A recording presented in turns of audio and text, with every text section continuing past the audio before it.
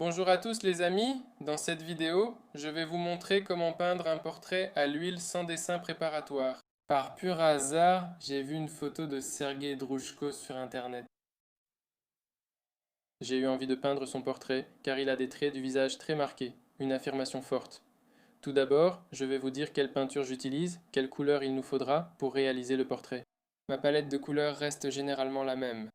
Alors, quelles couleurs sont nécessaires pour un portrait? Parmi les bruns, nous avons deux couleurs foncées. Il s'agit de la terre d'ombre naturelle de Léningrad, du Mars brun transparent, de l'outre-mer clair, du bleu phthalocyanine et du bleu ciel. Ensuite, il y a le rouge anglais, l'orange, le bordeaux qui est du cramoisi rouge solide, puis le cramoisi rose solide, le cadmium rouge foncé et le cadmium jaune moyen. Et enfin, le blanc de titane. Maintenant, les pinceaux que je vais utiliser. Pour la première étape, j'ai besoin d'un pinceau en soie de porc. La taille de ce pinceau est 12. Nous devons poser la base, trouver les proportions approximatives. Ensuite, nous passerons à des pinceaux plus petits. Il y a un pinceau en synthétique, appelé aussi langue de chat. Il y a aussi un pinceau rond classique. La taille 5 suffit pour les détails à cette échelle. Bien sûr, ce n'est pas vrai. Donc, tout d'abord, nous prenons les teintes principales, celles dont nous aurons besoin. Nous prenons le blanc comme base, et nous mélangeons la couleur de la peau. La couleur de la peau se compose de trois couleurs principales. C'est, bien évidemment, le blanc. Le rouge, c'est du cadmium rouge foncé et du cadmium jaune moyenne ou clair. Ici, il n'y aura pas beaucoup de différence. Donc ici, si nous avons une teinte plus jaune, nous ajoutons du rouge et du blanc. Nous devons obtenir une couleur pêche. Voilà, en principe, on l'obtient progressivement. C'est déjà une couleur qui ressemble plus à la couleur de la peau. En conséquence, à cette couleur, nous ajoutons du blanc et nous trouvons les teintes les plus claires. Et nous devons également trouver le côté ombragé. Nous mélangeons la peinture avec un couteau à palette. Nous essuyons bien le couteau à palette pour enlever le blanc. Et nous mélangeons les nuances d'ombre. C'est du laque rouge permanente. Marron, parce que c'est du Mars marron. Sur la palette, Mars et ombre semblent pratiquement de la même couleur, mais le Mars brun a une teinte plus rougeâtre. C'est une couleur plus belle. Et l'ombre a une teinte verdâtre. Elle est un peu plus sale comme couleur. Alors, on mélange du marron.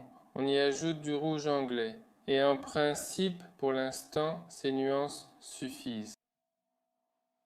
Pour commencer à construire notre portrait, pour diluer les peintures ou pour humidifier le pinceau, j'utilise le plus souvent un médium à trois composants, qui se composent respectivement de solvant, d'huile de lin et de vernis d'amarre.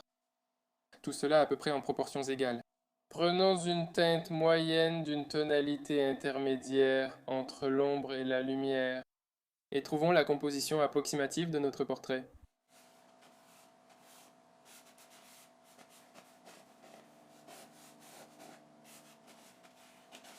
Il est peu probable que l'un d'entre vous puisse s'en vanter.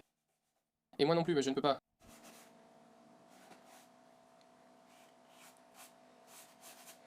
À ce stade, il est très important de déterminer approximativement le rapport entre la hauteur et la largeur. Pour mieux comprendre cela, nous pouvons déjà éclaircir la partie ombrée avec de la lumière, afin de voir quelles sont les dimensions des zones que nous obtenons. Comme vous le savez, la ligne des yeux se situe à peu près au milieu de notre tête. En conséquence, on peut diviser la distance entre la racine des cheveux et le menton en trois parties à peu près égales. Et nous pouvons donc déterminer où commence et où se termine notre nez. Et les sourcils, et ainsi de suite. On peut, en principe, esquisser un peu plus le visage.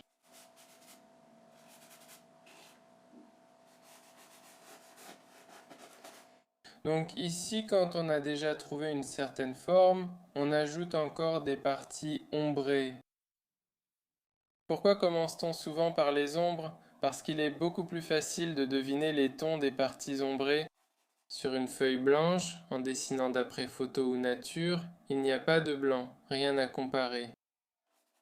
Et sur un fond blanc, on peut se tromper avec la base tonale. On peut faire plus clair que nécessaire. Par conséquent, il vaut mieux commencer par les ombres, parce que la couleur sombre est perçue plus facilement et plus précisément par l'œil.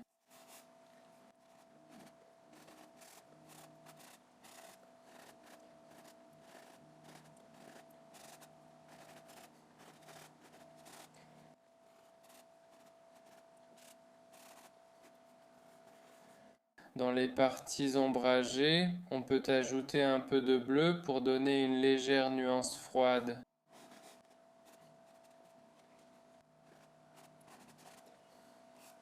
La partie ombragée, en principe, est plus ou moins rendue. Passons à la demi-teinte. À une telle demi-teinte, on mélange la couleur pêche au pinceau sale. Et là, pour que cette couleur soit un peu plus vive, on peut ajouter un peu d'orange, de jaune, de rouge.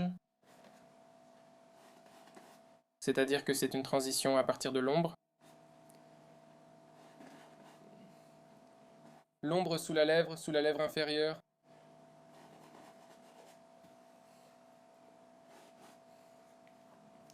On éclaircit peu à peu la couleur en ne prenant au pinceau que notre teinte pêche.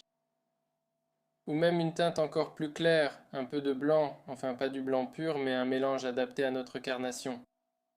Ceux qui n'ont pas compris comprendront plus tard. Maintenant, nous allons tout remplir complètement. Le visage.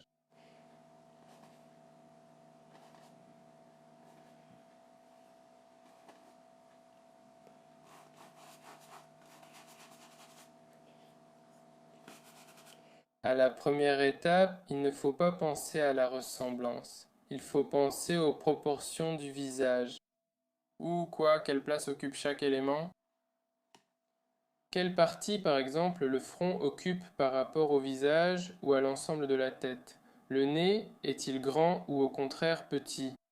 C'est-à-dire qu'il ne faut pas chercher à obtenir tout de suite une ressemblance parfaite avec la personne. L'essentiel pour nous, c'est de transmettre les proportions, de trouver les bonnes proportions, puisque nous ne voyons pas ces proportions au tout début, puisque nous n'avons pas encore de dessin, alors nous les construisons progressivement en nous basant sur... Le principe va du simple au complexe. D'abord, nous avons trouvé le contour.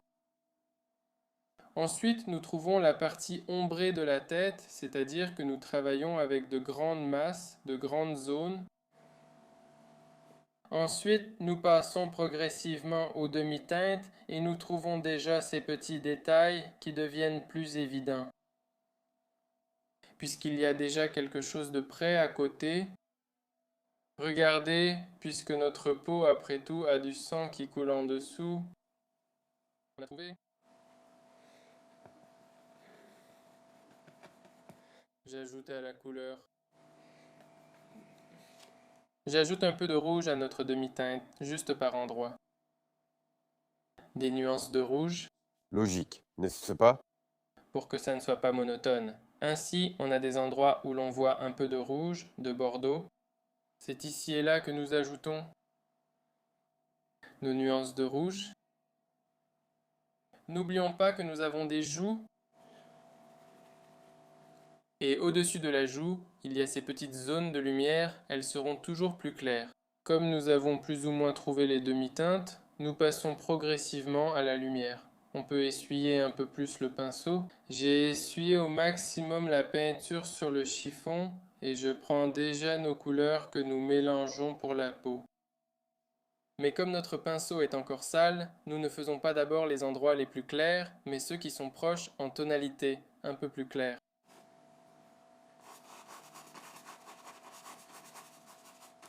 De cette façon, nous nettoyons le pinceau tout en posant les demi-teintes. On peut même montrer tout de suite l'oreille. Là, elle brille, elle est rouge, un peu orangée. Peut-être même un peu bordeaux. La partie supérieure du nez est pratiquement la zone la plus claire du visage. Elle ne peut être surpassée en luminosité que par le front, parce que le front est encore plus précisément orienté vers la lumière. Je vais l'orienter encore plus. Alors, ajoutons les zones les plus claires, puisque notre pinceau est déjà... J'ajoute un peu de rouge, un mélange pour qu'on n'ait pas le visage d'une seule couleur. Là où vous pouvez ajouter un peu d'orange, quelque part un peu de jaune, là où vous voyez des nuances, vous pouvez les renforcer, car la photo, elle, atténue quand même beaucoup de nuances. Et on voit un visage plus uniforme, d'une seule couleur. Si on regarde le visage en vrai, on peut remarquer beaucoup plus de nuances quand même que sur la photo. Donc, petit à petit, on commence à recouvrir. Surtout le visage. Et déjà, quand on va recouvrir avec la couleur, on va déjà déplacer les parties du visage là où ce sera nécessaire pour préciser.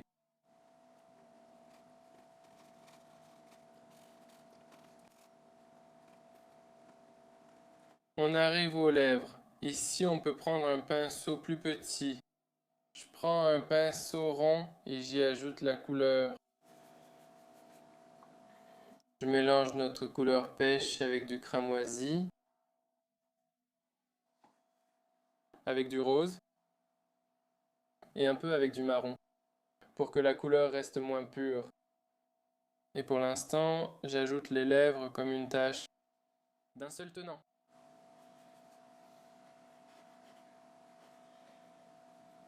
Sans essayer de dessiner en détail. Pour l'instant, je cherche juste la tache.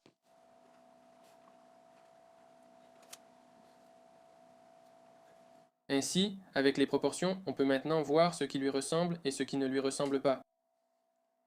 Tout d'abord, les lèvres, puisqu'elles sont très probablement à leur place, car ici, en termes de taille, du nez au menton, tout est très similaire. On peut donc déjà les préciser. Mais il ne faut pas non plus se précipiter pour trop détailler. Car lorsque nous construirons les autres parties du visage, il faudra probablement déplacer quelque chose quelque part, parce que nous ne sommes pas encore sûrs de la précision.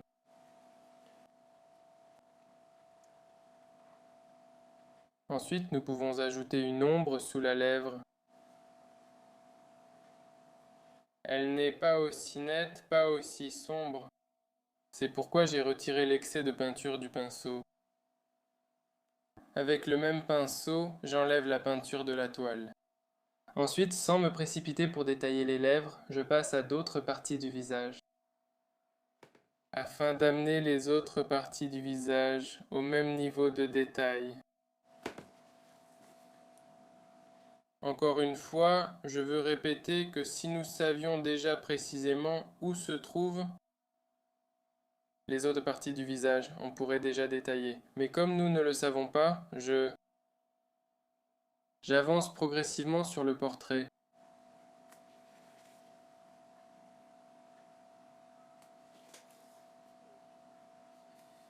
On place le nez plus ou moins précisément. À ce stade, il faut travailler vite. Ne vous attardez pas sur les détails, afin de garder de l'énergie pour le travail de détail, qui viendra plus tard, lorsque nous aurons trouvé toutes les dimensions exactes.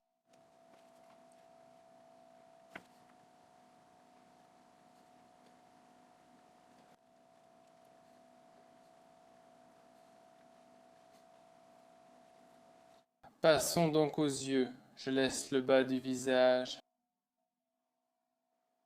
On peut juste ajouter un peu de reflet ici. En mettre sur la pommette. Les cavités oculaires sont assez bien définies. Donc grâce à cela, on peut trouver leur volume. C'est plus facile. Quand il n'y a pas assez d'ombre sur le visage, Il est donc difficile de transmettre précisément le volume et à cause de cela, la ressemblance de la personne en souffre. Nous faisons son portrait. Et ici, les traits du visage sont assez nets, assez grands et très... En principe, ce n'est pas difficile à reproduire. Des caractéristiques distinctives.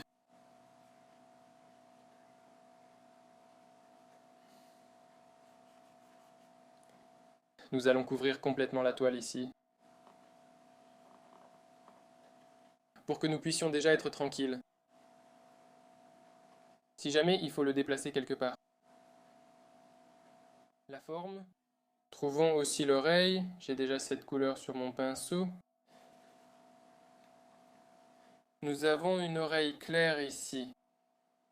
Un peu même plus haut que les sourcils. Cela signifie qu'il y a une légère inclinaison de la tête. En position normale, sans inclinaison.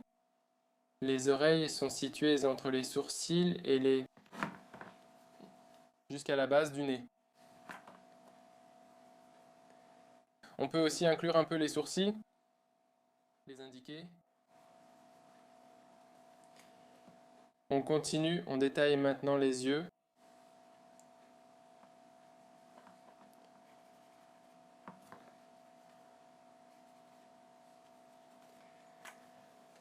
On peut à peu près trouver l'emplacement de l'iris et des pupilles. Comme les yeux sont bleus, je vais utiliser le bleu phthalocyanine. Le bleu phthalocyanine est une peinture très vive. Elle domine vraiment toutes les autres couleurs. C'est pourquoi il en faut très peu, et on la mélange avec du blanc. On cherche une couleur intermédiaire. Pour l'instant, on trace seulement l'emplacement approximatif des pupilles.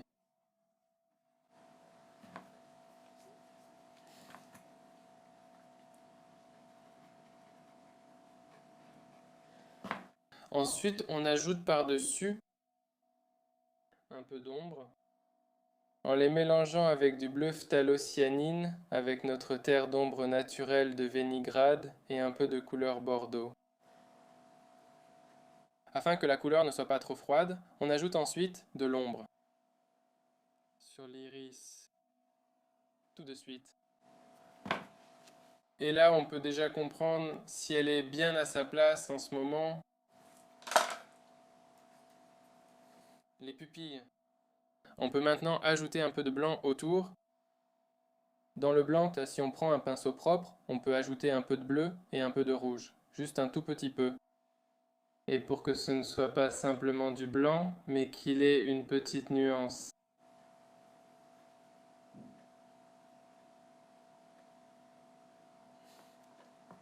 À certains endroits, le bleu dominera, à d'autres, ce sera le rose.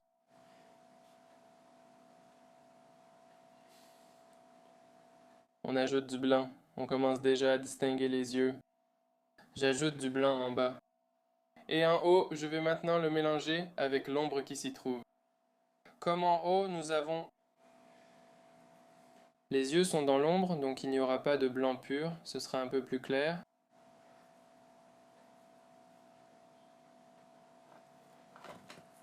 Alors maintenant, j'essuie bien mon pinceau. Et je mélange justement cette partie supérieure avec du blanc.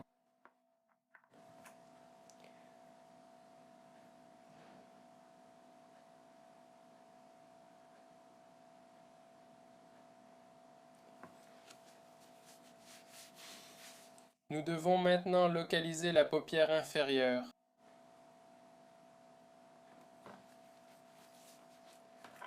Pour cela, nous aurons besoin de notre couleur rose clair. Et même s'il y a une légère nuance de bleu, ce sera parfait, car il y a justement cette nuance. Une nuance lilas, comme souvent pour les paupières supérieures et inférieures. On marque l'épaisseur.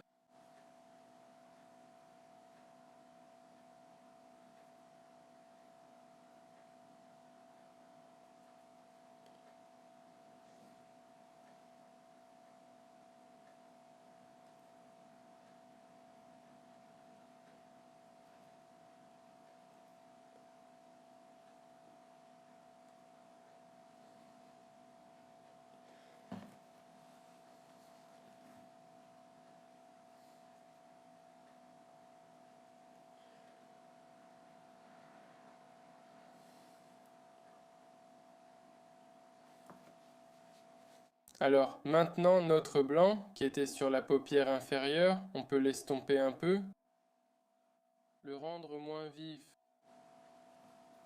adoucir un peu la couleur. Je le mélange simplement un peu avec les zones voisines, avec un pinceau sec.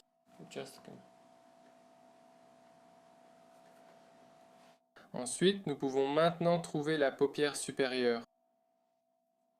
Mais pour cela, il nous faut d'abord ajouter de l'obscurité autant qu'il en faut. C'est-à-dire qu'il manque encore des zones sombres là-bas pour l'instant. Nous avons ici des zones sombres et ici aussi nous en avons. En conséquence, là où notre paupière supérieure se détache, avec l'orbite. Alors maintenant,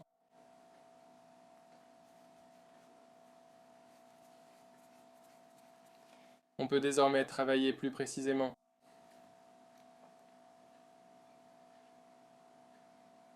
Avec les pupilles, avec l'iris.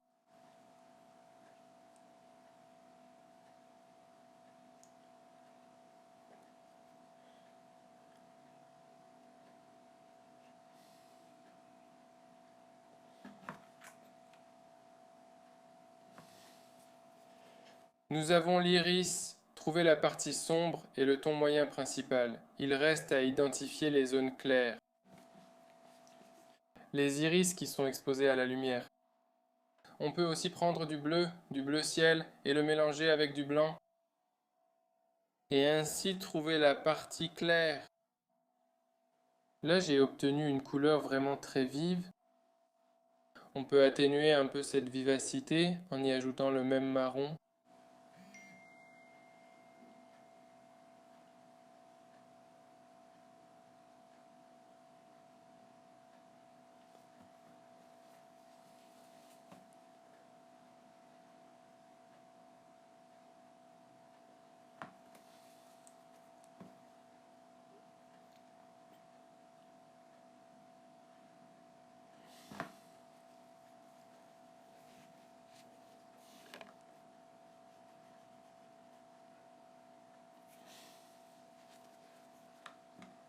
Alors, on peut en ajouter ici, là où se trouve notre nez. Un peu de lumière.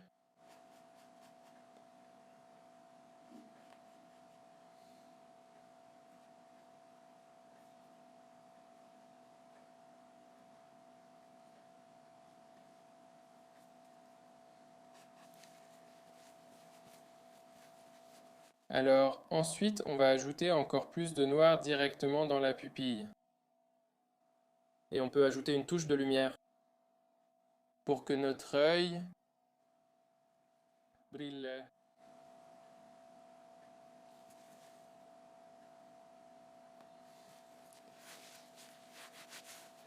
On prend simplement du blanc.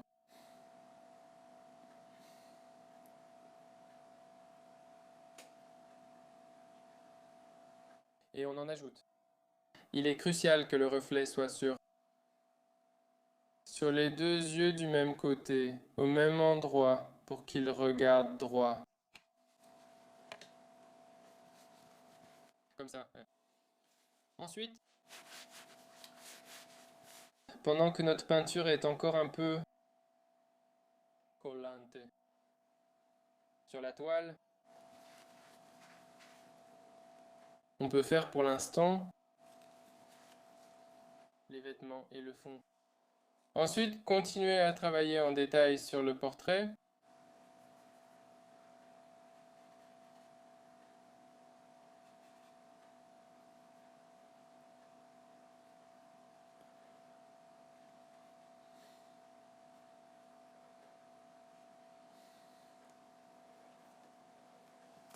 Il reste une chose à ajouter ici, ainsi que quelques traits caractéristiques. Les rides et les formes, là où se trouve l'arête du nez, c'est juste ici. Les plis, et ici.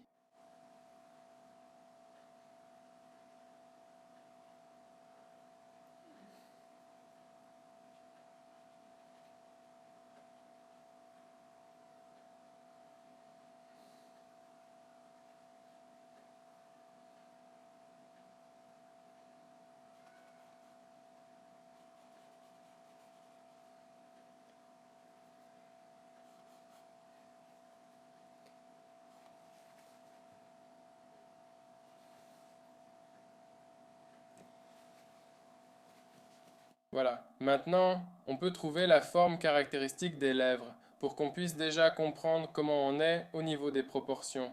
Si notre portrait ressemble à Sergei,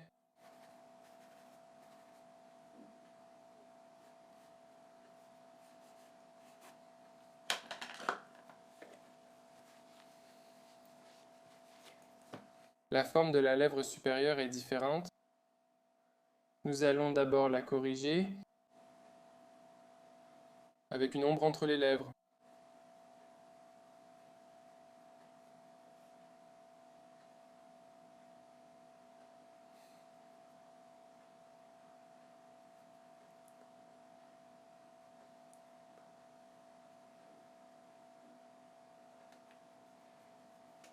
La même chose, j'ajoute de l'ombre à cet endroit en une masse continue. Ensuite, je vais corriger. En enlevant la peinture du pinceau, je déplace déjà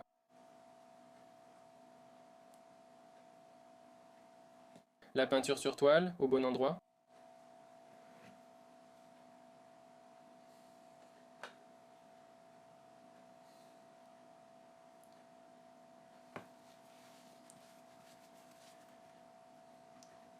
La forme de la lèvre supérieure. Maintenant, corrigeons par le dessus. Et il restera donc la forme dont nous avons justement besoin, c'est-à-dire que nous l'avons corrigée par le bas avec l'ombre. Par le dessus, nous allons la redessiner avec la carnation. Et déjà, nous obtiendrons la forme dont nous avons besoin.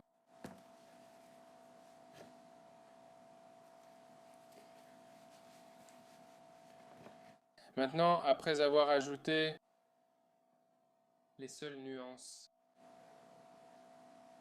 il ne faut pas oublier la relation des tons dans différentes parties du visage. Par exemple, on peut comparer la joue avec le triangle nasolabial et comprendre si cette partie doit être plus foncée ou plus claire.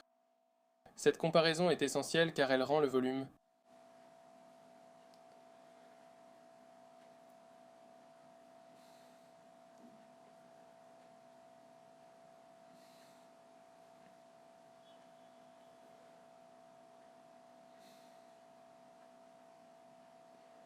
J'ajoute déjà des tons très clairs, des nuances.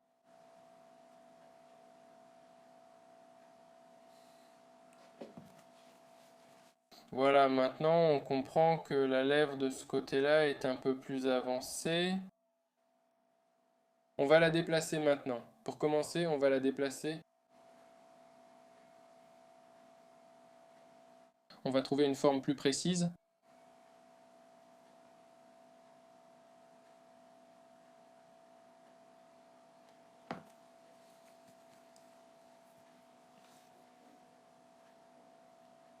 Et ensuite, on déplacera un peu la lèvre. D'accord.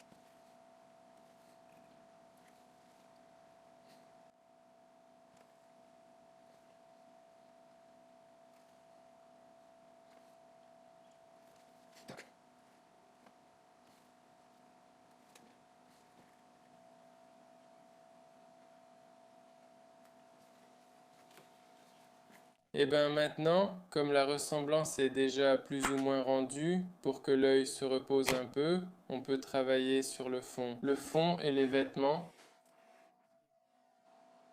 Je prends aussi un pinceau en soie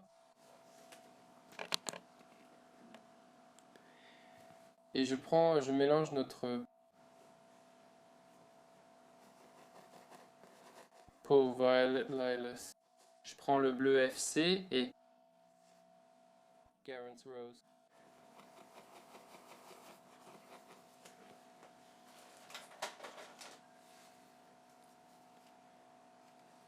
On peut tout de suite poser la partie ombrée.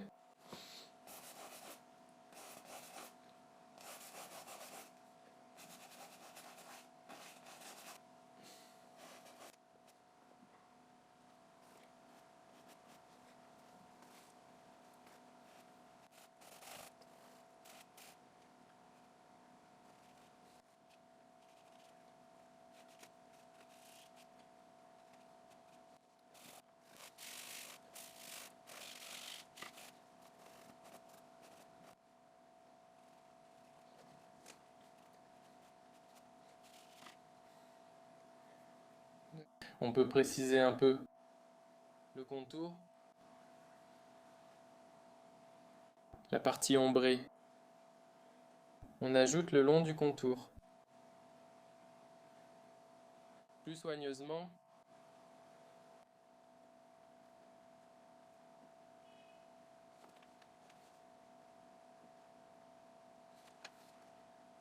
Il ne reste plus qu'à dessiner le petit visuel caractéristique pour Sergueï Droujko, pour qu'il soit vraiment qu'il soit complètement dans le personnage.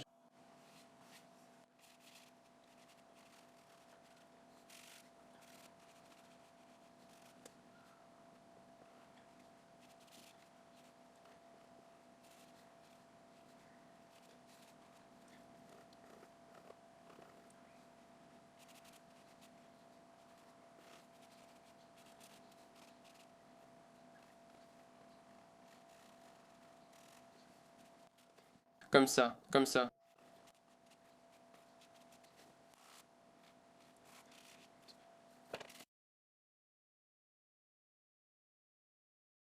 Il y a une particularité étrange. Si on relie entre elles les villes de Rostov, Taganrog et Shakhty, on obtient un triangle. Continuons à peindre le portrait. C'est maintenant la deuxième séance. Pendant cette séance, il faut définir le visage de façon plus détaillée, afin qu'il devienne encore plus ressemblant. Comme d'habitude, commençons par les zones sombres. C'est-à-dire que nous allons ajouter des tons plus foncés là où il en manque. En plus, la forme de la tête. Si quelque part on voit déjà que ça ne ressemble pas trop, on peut la corriger avec le fond, ou bien avec la couleur de la peau, si elle est plus petite que nécessaire. Pour ajouter une couleur plus intense, j'utilise du cramoisi permanent, en plus du brun de Mars. Et par-dessus la peinture, je travaillais déjà avec un pinceau synthétique.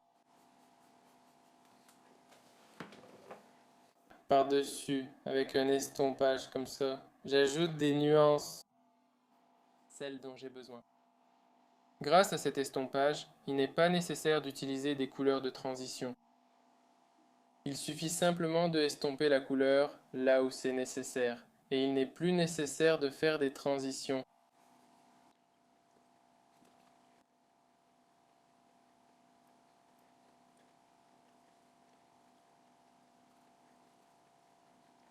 À cette couleur, on peut aussi ajouter un peu de rose. Et peut-être un peu de bleu pour que la couleur soit plus froide.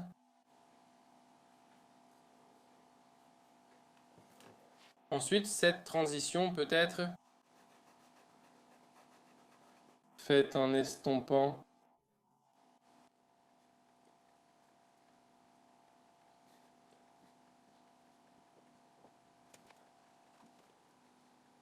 plus près du pull, la joue commence à refléter cette couleur lilas-violet. Donc nous prenons notre rose, on y ajoute un peu de bleu et de blanc. Et avec cette couleur, on peut légèrement couvrir la joue.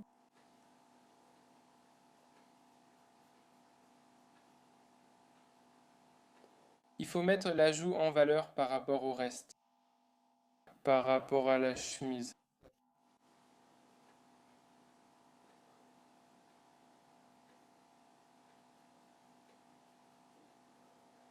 On assombrit aussi la chemise elle-même. À cet endroit, elle se relie à la joue.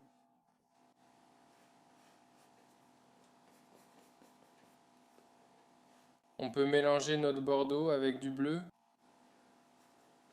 Et on peut rendre cette zone plus sombre par rapport à la photo. Cela permettra de mieux faire ressortir la joue.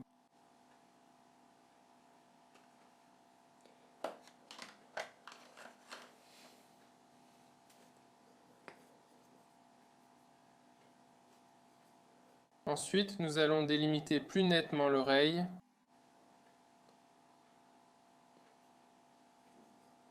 Et nous allons y ajouter une couleur un peu plus vive, rouge orangé, peut-être même un peu rosé.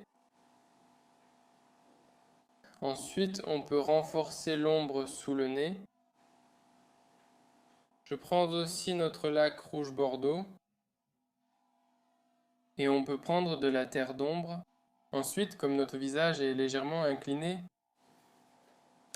sur le dessin, il apparaît presque droit. Nous devons corriger un peu tout cela parce que notre nez est devenu très droit. Nous devons tourner un peu le nez sur le côté.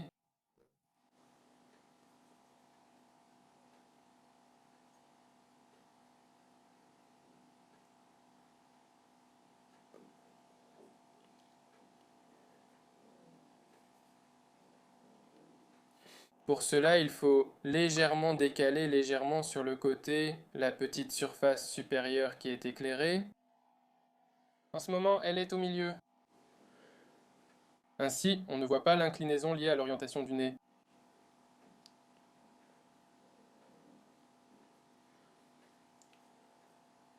Au début, elle ne prend pas de tissu. Demi-teinte. On peut même ajouter un peu plus d'ombre.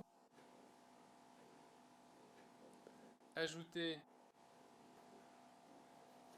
Ensuite, je trouve la partie inférieure ombragée du nez. Elle est aussi plus intense que l'ombre normale. La pointe du nez plus saturée.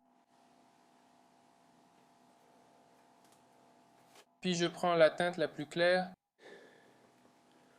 La teinte claire sur la partie supérieure du nez, là où la lumière tombe le plus. Je mélange un peu de jaune. La couleur jaune. Et je décale justement notre zone sur le côté. Il faudra aussi que je décale l'ombre. On a couvert le nez pour le couvrir. On a couvert pour réduire. Entourer un côté et augmenter l'autre. Tant que j'ai une couleur claire sur le pinceau, je vais en ajouter un peu aux endroits où il en manque. L'oreille est placée un peu plus haut. On ne va pas trop la remonter. Pour que l'inclinaison soit lisible.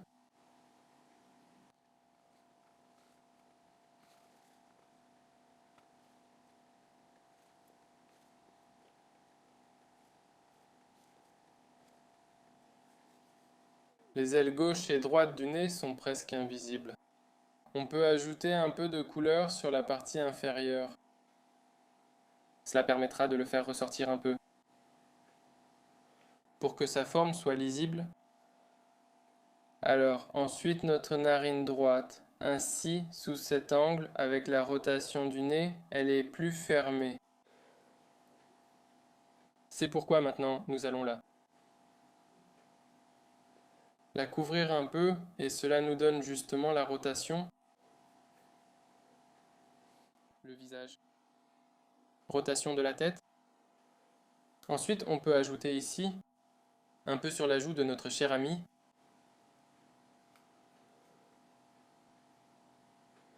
peut-être un peu d'orange pour lui. Et cette zone sombre. Cette sorte de demi-teinte va continuer. Ensuite, de cette façon, nous allons séparer la surface orientée vers la lumière et la joue elle-même qui est dans une telle demi-teinte. presque dans une zone claire, mais pas la plus claire. Ensuite, la joue. Celle-ci, à mon avis, est un peu plus grande que nécessaire. On peut le déterminer par la distance, là où se trouve notre œil. Voici cette distance. Nous devons faire la joue un peu plus petite. Comme le noir est très tenace, le pinceau est très difficile à nettoyer. Pour éviter de la salir, je la déplace juste avec mon doigt, là où il faut.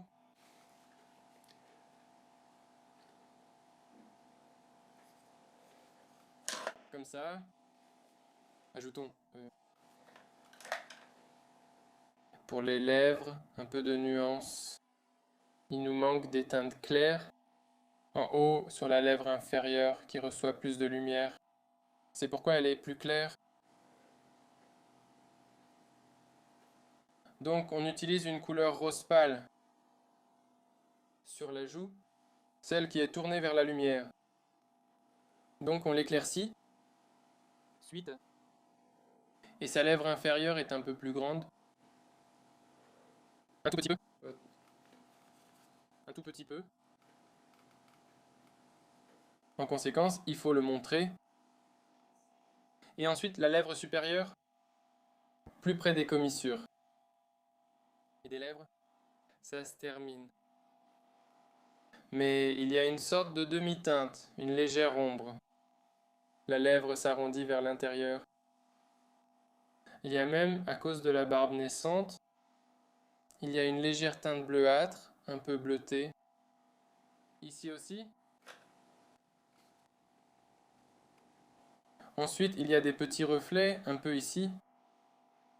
Ils rendent vraiment bien la rondeur de la forme au coin des lèvres.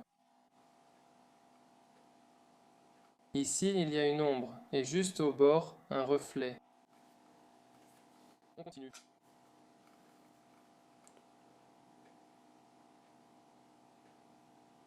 On l'adoucit un peu. On le rend à peine perceptible. On continue. Alors, la lèvre inférieure, ici il y a encore plus de lumière. Et cette lumière se prolonge aussi sur la peau, elle aussi éclairée. Depuis le coin de la bouche. Ici il y a un assombrissement et il est à peu près... Concernant la lumière, cela correspond à la partie supérieure. Ceux qui n'ont pas compris comprendront. C'est-à-dire que nous avons la partie inférieure à partir du coin.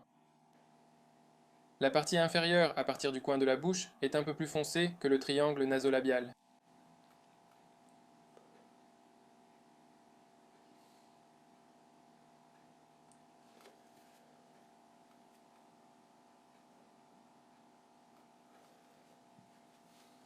Ensuite, une ride d'expression passe juste ici. Elle est aussi très caractéristique.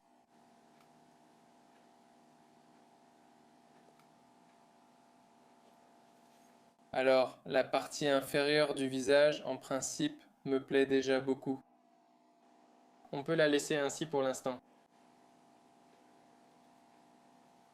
Pour que l'œil puisse aussi se reposer. Oui.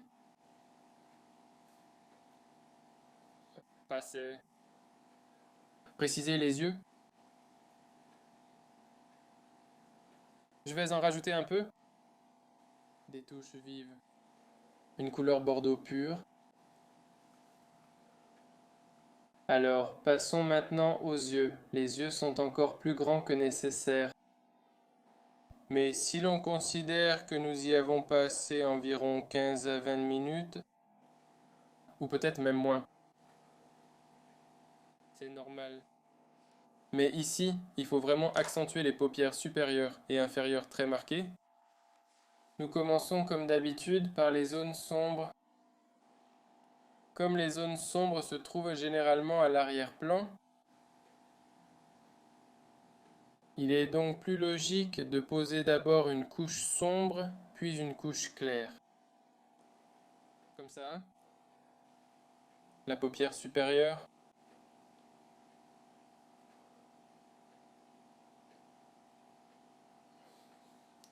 c'est tout de suite très marqué. L'ombre est juste au-dessus de la paupière. Ensuite, on passe à une couleur plus bordeaux, un marron bordeaux. Un peu plus clair. Ici, c'est pareil.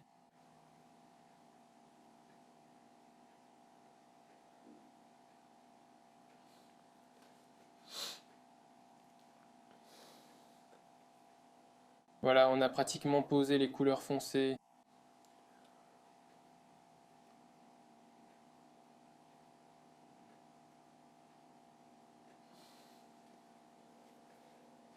Et aussi la ligne des cils. On peut aussi la souligner, mais elle est moins bordeaux et plus marron. D'une couleur plus marron. Ici aussi, on va donc la souligner. Chez les filles et les femmes, c'est souvent une vraie ligne noire charbon. Elle est la plus marquée au niveau des yeux. Et chez les hommes, en revanche, c'est particulièrement visible dans ce cas. Ici, elle ne ressort pas autant. C'est pourquoi je prends le rouge anglais et Brune de Mars.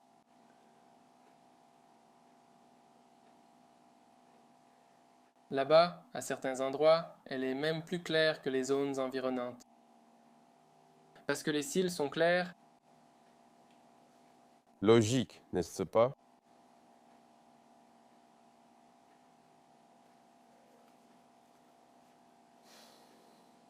là où se trouve l'œil droit, cette bande est plus nettement visible.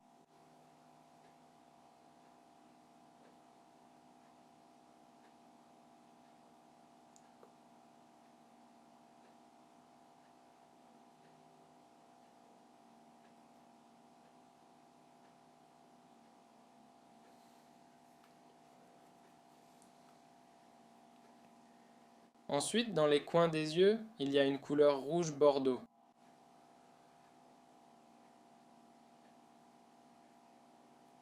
C'est d'ailleurs une couleur très intense.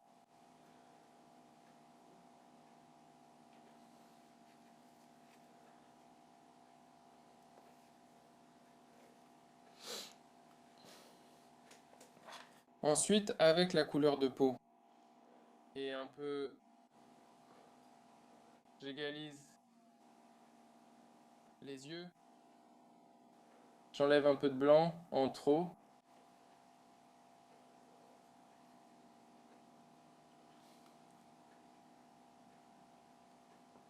Ici, il y a un peu de rose, ailleurs des nuances jaunâtres. Près de la peau. Le rose est très souvent présent sur la paupière inférieure.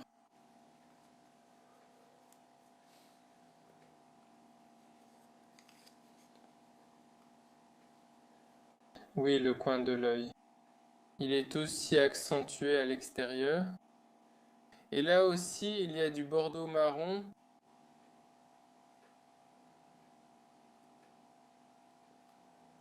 Ici aussi.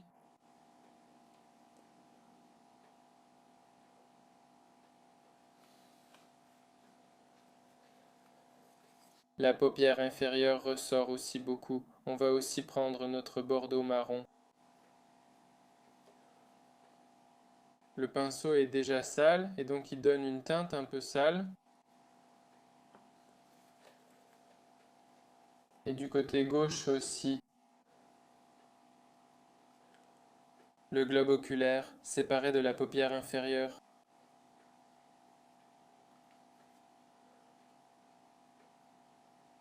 De plus, il y a ici une ombre très nette au-dessus.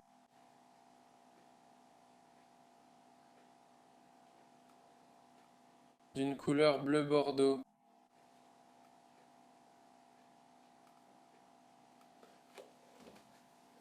Ensuite, notre marron bordeaux, appliqué en une tache vive, peut d'abord être un peu assombri au centre. Et sur les bords, estomper un peu pour éviter que ce soit trop net.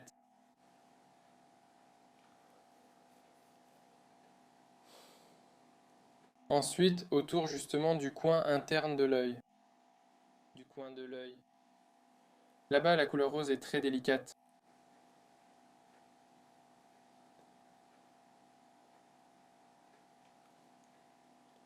assez remarquable.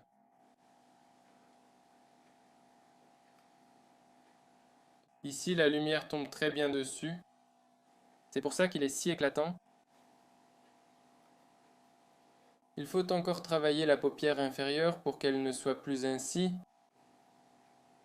presque tout en blanc uniforme. Les yeux seront déjà prêts.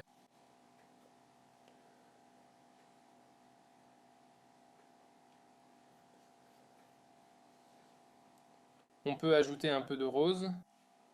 On peut en mettre sur la paupière inférieure.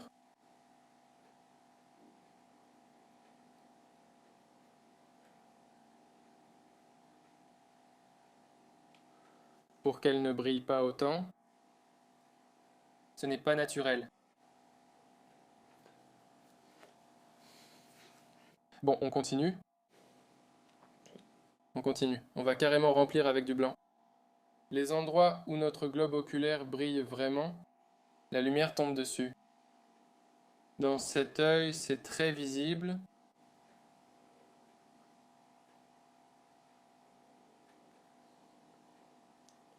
D'ailleurs, ici, la paupière supérieure d'un côté est éclairée.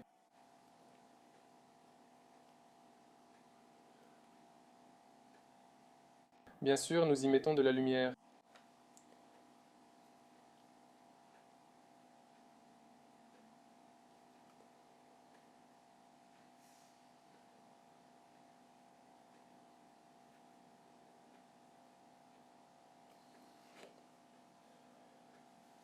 De l'autre côté, la paupière supérieure.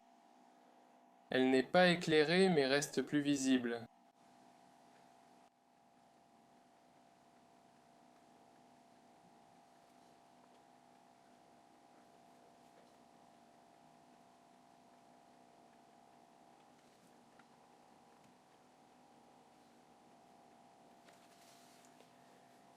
Alors, maintenant, finissons les pupilles. Ajoutons des ombres plus intenses dans leur partie supérieure. J'utilise du bleu avec du marron.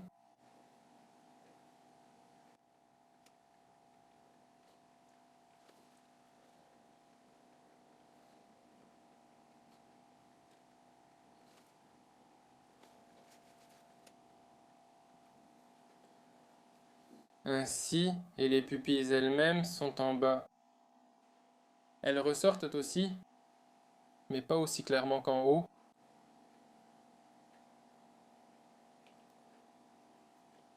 En conséquence, le nôtre est aussi bleu avec du marron.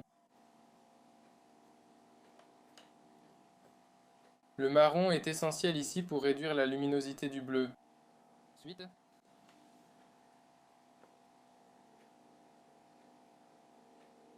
Maintenant, on peut déjà ajouter un bleu plus pur pour apporter un peu plus de luminosité.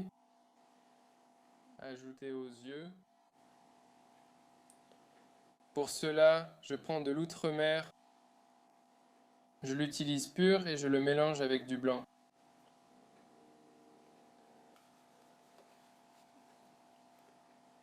Ainsi, la paupière inférieure de ce côté, je l'ai peut-être un peu trop assombrie. Ici, il y a une transition, on peut le faire plus doux.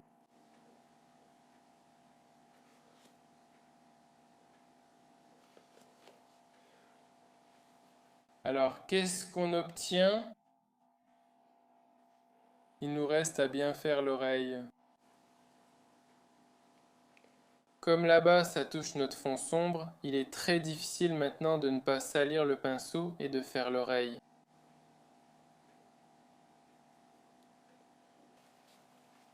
Alors, il nous reste encore un peu à travailler sur le cou.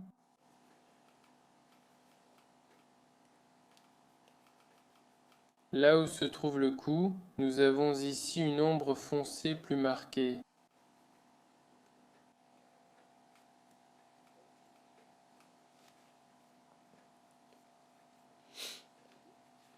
Là où se trouvent les yeux, nous avons un petit reflet sous le sourcil. Ici, il est légèrement indiqué, mais on peut le faire de manière plus soignée.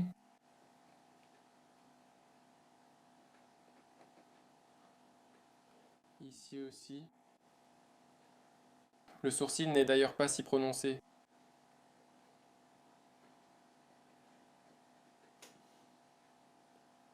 Alors, la couleur orange-rouge est très vive. Ici, on peut à peine suggérer un reflet. On peut même prendre du bordeaux, de l'orange et du rouge, ou juste un peu de bordeaux avec de l'orange. Ajouter des touches vives.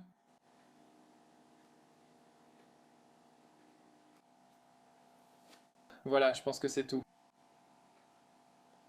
Le portrait est terminé. Merci à tous pour votre attention. Pour toute question ou suggestion, écrivez dans les commentaires. Au revoir. Cast me out, drug me through hell.